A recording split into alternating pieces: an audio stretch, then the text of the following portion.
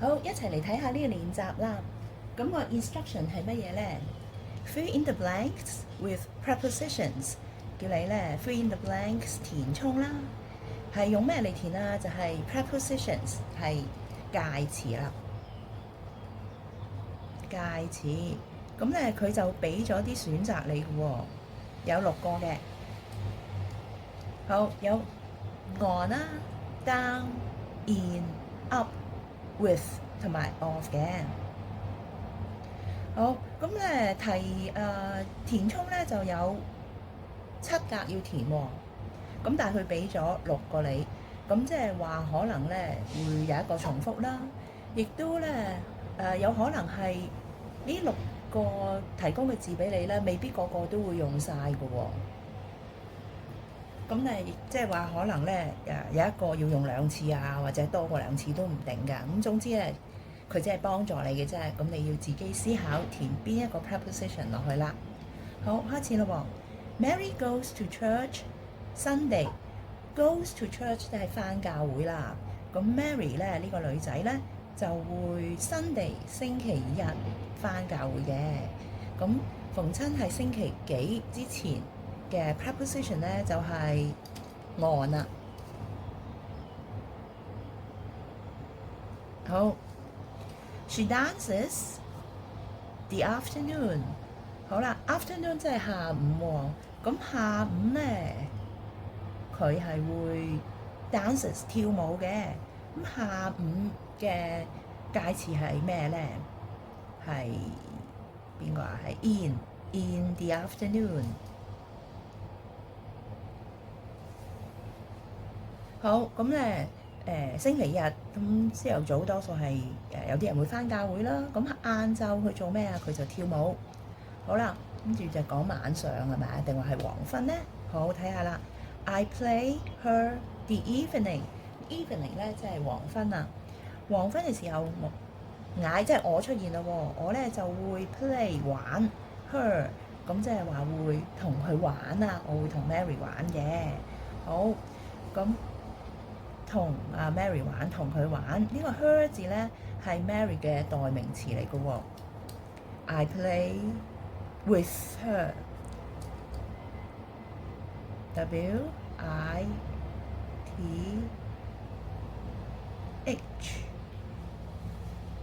好，咁黃昏 evening 嘅 preposition 就係 in the evening。in the evening。好，咁咧上次講過 pronouns 啊，記唔記得啊 ？pronouns 代名詞啊嘛，代名詞就係譬如 Mary 呢個女仔，佢嘅代名詞咧係 she， 女仔嚟嘅。好啦，咁咧你會見到呢度咧有個 her 字咧，都係 Mary 嘅代名詞喎 ，her。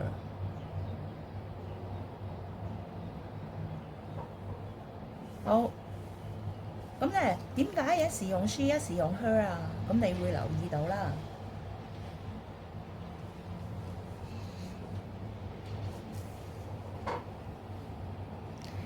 當嗰個句子頭嘅時候，就係用 she 㗎。咁喺句子中間或者句子尾咧，就會用 her 㗎。咁如果係文法上嚟講咧，如果係主語就係就係用 she 啦。如果係受語，咁咧就係會用 her。咁主語咧，即係個 subject，個 subject 咧就係做嗰個動作嘅人。subject 即係個主語啦，做個動作嘅人，即係個主角啊。subject 即係個主語。好啦，咁而個動作係關於佢嘅喎。咁個動作後邊嗰個人物，後邊嗰個代名詞咧就唔會用 she 啦，就唔會話 I play with she， 咁就會轉咗啦，就會變成 I play with her。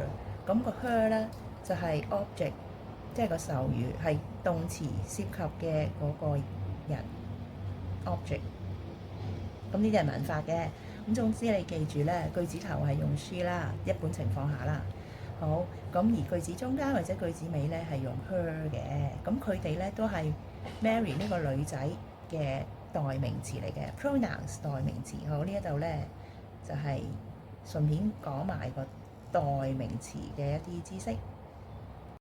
好啦，咁而個動作係關於佢嘅喎，咁個動作後邊嗰個人物後邊嗰個代名詞咧就唔會用 she 啦，就唔會話 I play with she， 咁就會轉咗啦，就會變成 I play with her。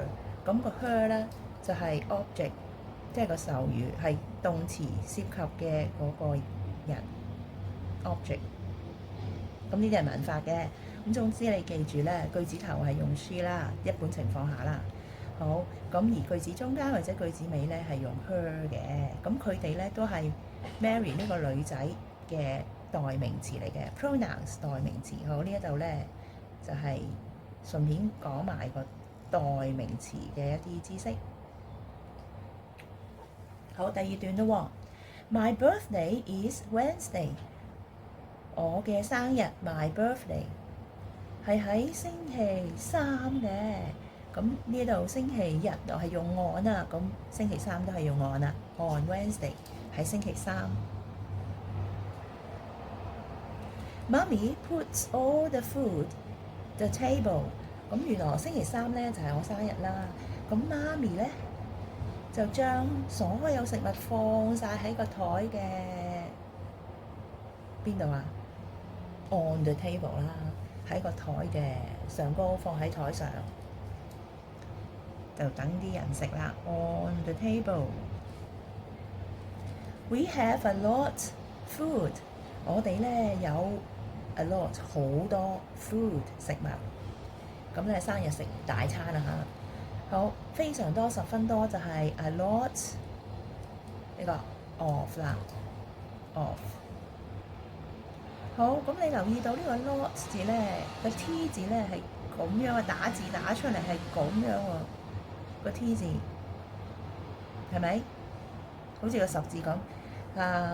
Evening in the evening 呢一個 T 字啦，仲有 in the afternoon 個 T 字。咁有一啲嘅字體打出嚟咧，個 T 字會咁樣，好似個十字咁嘅喎。咁所以咧，大家就會認住啦。其實咧，如果你寫嘅時候 T 字係有條尾勾上嚟㗎嘛，係啦。而佢亦都唔係 F 喎，因為如果係 F 咧，佢個頭係會耷落嚟㗎嘛。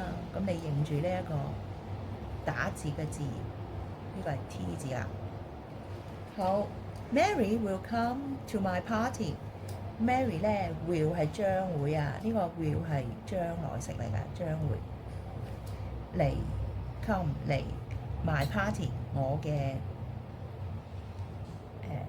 生日會啊 party 舞會生日會。好 ，I am very happy。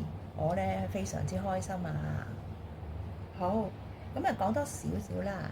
咁咧，大家會見到有個賣字出現咗啦，係咪？賣，咁咧賣咧都係 pronouns 嚟嘅喎。咁佢係由邊個字變出嚟嘅咧？就係由個 I 字變出嚟嘅。I 咧就係我啦，呢度寫唔到啦，好出咗界啦。咁寫喺邊度咧？寫喺上高。好，寫呢度啦。I 字咧係我嘅 pronouns 啦，代名詞。